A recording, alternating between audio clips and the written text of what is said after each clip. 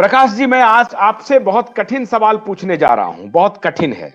और मुझे लगता है कि शायद अगर आप बहुत बेबाक होंगे तो हो सकता है बहुत बेबाक आंसर आ जाएगा। प्रकाश जी, आपको हमारी आवाज आ रही है?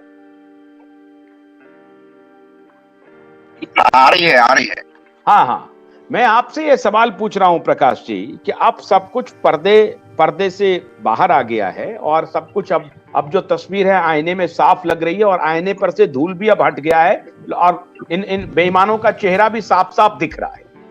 अब सवाल यह है प्रकाश जी कि दुनिया में लोग सड़क पे आ रहे हैं। आज मैंने कहा था कि आज जैसा प्रोफेसर भास्कर ने कहा कि ये बात एलन मस्क की बात बिल्कुल सच साबित हो रही है, सच साबित हो गई। अब होने के अब उसमें कुछ डिबेट नहीं है।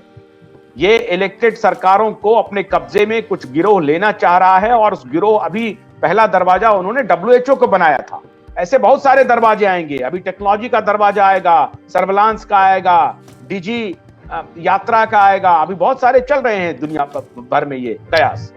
मैं प्रकाश जी आपसे ये पूछना चाहता हूं कि इस लड़ाई को आप क्या पॉलिटिकल लड़ाई बनाई जाए या अभी भी आपको शंका है? नहीं, ये जब तक भी इसको पॉलिटिकल लड़ाई नहीं बनाएंगे तब तक के इसका कोई हल नहीं निकल सकेगा। और मैं एक बताता हूं कि हालांकि ये जिन जिन लोगों ने किया है उन लोगों को तो आज नहीं तो कल सूली पर चढ़ाना ही पड़ेगा, इतनी बात पक्की है। क्योंकि ये जो है ये मानवता के हत्यारे है, ये आज क्या बोलते हैं उसको, ये लाखों करोड़ों लोगों के हत्यारे है। और सिर्फ इन्होंने जान ही नहीं दी तो पैसा भी लूट लिया है लोगों का। क्योंकि इन्होंने जो काम किया है वो तो ऐसा ही काम किया है। तो मरना तो है बेटा आपको, लेकिन मरने के पहले आपको हॉस्पिटलाइज होना है और जो कुछ पैसा है, जो कुछ फैमिली का ये है वेल्थ है, वो भी लुटा के ही आपको ये करना है। तो ये बहुत बड़ा लंबा चौड़ा गैंग है और इनके ऊपर तो लंबे चौड़े मुकदमे दाखिल होना चाहिए, बहुत लंबे चौड़े मुकदमे दाखिल होना चाहिए इनके ऊपर। तो इसीलिए अभी ये अगर करना है तो ये कोई पॉलिटिकल लड़ाई के सिवा नहीं सकता, ये बात तो बिल्कुल पक्की है। और मैं समझता हूँ कि अपनी अपनी जवाबदारी समझनी चाहिए इसके अंदर की। और ये सिर्फ कोई मैं वैक्सीन नहीं लूंगा या ये नहीं करूंगा इसी के ऊपर डिपेंड नहीं है। तो इसके बारे में पूरी जन जागृति करनी पड़ेगी और लोगों को बताना पड़ेगा, नागरिक की जिम्मेवारी है वो भी पड़ेगी डेफिनेटली। डॉक्टर कुशवाहा, जो आपने कहा था कि पब्लिक के बिना रिपब्लिक क्या होगा, तो पब्लिक का रूट अगर पॉलिटिक्स से जाता है तो how we can approach politics और पॉलिटिशियन? आई थिंक इसके ऊपर काफी, हाँ मेरे ख्याल से मैं तो पॉलिटिकल रोड मैप दे पाना शायद मैं इतना काबिल नहीं हूं इसमें। लेकिन फिर भी जो मेरे पास समझ है, जो सिविक्स की या जो कह लीजिए डेमोक्रेटिक फंक्शंस की, उसमें काफी इलेक्टोरल रिफॉर्म्स की जरूरत है। नंबर एक कि आपका जो पार्टी का जो फंडिंग है वो कहाँ से आता है, ये सबसे इंपॉर्टेंट चीज हो जाती है।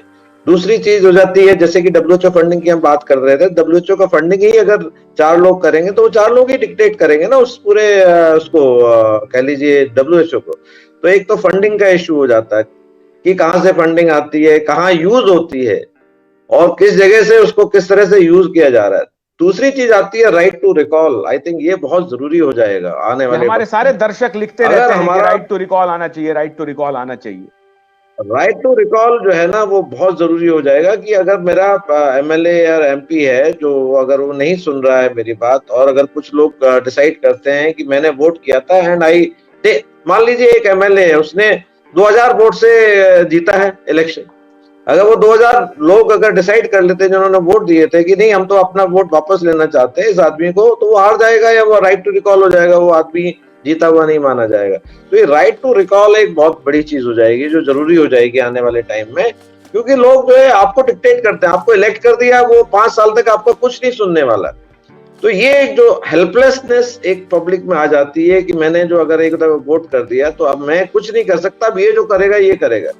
दूसरी चीज आती है कि जो पब्लिक गुड के नाम पर कोई डिसीजन लिया जाता है, पब्लिक गुड के नाम पर, without consulting public at times, for example mass vaccination ही ले लीजिए या कुछ है, तो जब तक इसके ऊपर पब्लिक पार्टिसिपेशन किसी तरह से ना आए, यानी कि लोगों से अगर कहीं कोई वो चाहते हैं कि भाई आपसे कुछ क्वेश्चंस पूछे, तो कोई प्लेटफॉर्म नहीं है, वो एक इलेक्टेड रिप्रेजेंटेटिव डिसाइड कर लेता है कि नहीं जी वैक्सीन अच्छी है, हमने तो जो 4 बंदे बिठा दिए हैं जो हमारे पैनल पे, वो हम जो चाहेंगे वो बोलेंगे, उस तरह से वो बाउंड हो जाते हैं।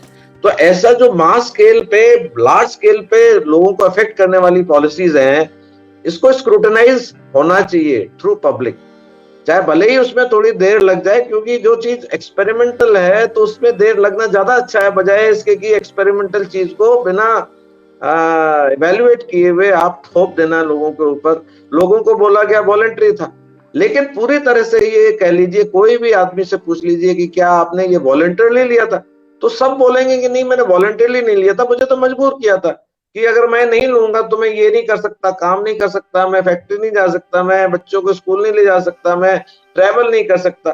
तो एक तरह से जो ये जो वॉलंटरी बोल के भी जो एक वो फोर्स किया गया, अब अगर कोई मान लीजिए उस वैक्सीन से मर जाएगा, तो अब वो गवर्नमेंट बोलते हैं कि नहीं हमने तो वॉलंटरी किया था, तो आपने लिया क्यों, ये तो आपकी जिम्मेवारी, आपने क्यों नहीं पूछा कि ये वैक्सीन से मर भी सकते हैं।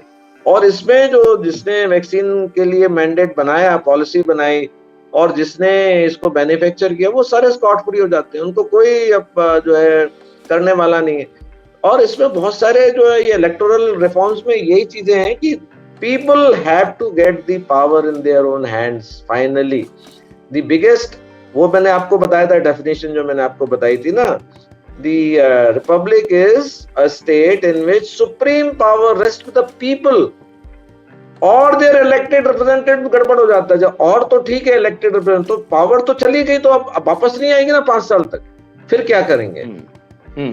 तो ये power must remain with the people, for ये नहीं होना चाहिए कि वो इसके पास चला गया तो अभी हम कुछ नहीं कर सकते 5 साल तक। ये कुछ ना कुछ अरेंजमेंट बनाना पड़ेगा जिससे people are remain empowered to exercise control over the elected representative. That must remain.